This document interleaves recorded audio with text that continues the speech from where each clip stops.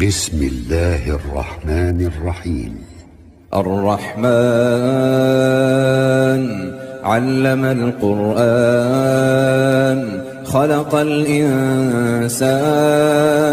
علمه البيان الشمس والقمر بحسبان والنجم والشجر يسجدان والسماء رفعها ووضع الميزان ألا تطغوا في الميزان وأقيموا الوزن بالقسط ولا تخسروا الميزان والأرض وضعها للأنام فيها فاكهة والنخل ذات الأكمام والحب ذو العصف والريحان فبأي آلاء ربكما تكذبان خلق الإنسان من صلصال كالفخار وخلق الجان من مارج من نار فبأي آلاء ربكما تكذبان رب المشرقين ورب المغربين فبأي آلاء ربكما تكذبان مرج البحرين يلتقيان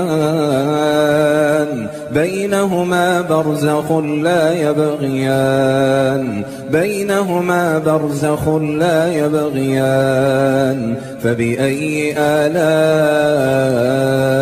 ربكما تكذبان يخرج منهما اللؤلؤ والمرجان فبأي آلاء ربكما تكذبان وله الجوار المنشآت في البحر كالأعلام فبأي آلاء ربكما تكذبان كل من عليها فان ويبقى وجه ربك ذو الجلال والإكرام فبأي آلاء ربكما تكذبان يسأله من في السماوات والأرض كل يوم هو في شأن فبأي آلاء ربكما تكذبان سنفرغ لكم أيها الثقلان فبأي آلاء ربكما تكذبان يا معشر الجن والإنس إن استطعتم أن تنفذوا من أقطار السماوات والأرض فانفذوا لا تنفذون إلا بسلطان فبأي آلاء ربكما تكذبان يرسل عليكما شواظ من نار ونحاس فلا تنتصران فبأي آلاء ربكما تكذبان فإذا انشقت السماء فكانت وردة كالدهان فبأي آلاء ربكما تكذبان فيومئذ لا يسأل عن ذنبه إنس ولا جان فبأي آلاء ربكما تكذبان يعرف المجرمون بسيماهم فيؤخذ بالنواصي والأقدام فبأي آلاء ربكما تكذبان هذه جهنم التي يكذب بها المجرمون يطوفون بينها وبين حميم آن فبأي آلاء ربكما تكذبان ولمن خاف مقام ربه جنتان فبأي آلاء ربكما تكذبان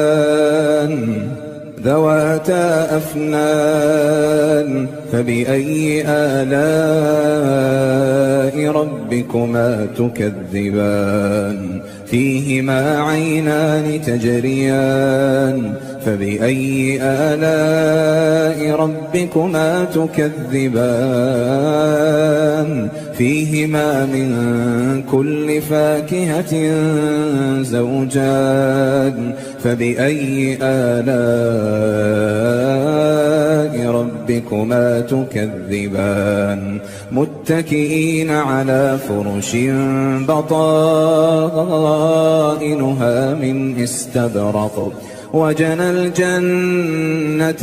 دان فبأي آلاء ربكما تكذبان فيهن قاصرات الطرف لم يطمثهن إنس قبلهم ولا جان فبأي آلاء ربكما تكذبان كأنهن الياقوت والمرجان فبأي آلاء ربكما تكذبان هل جزاء الإحسان إلا الإحسان فبأي آلاء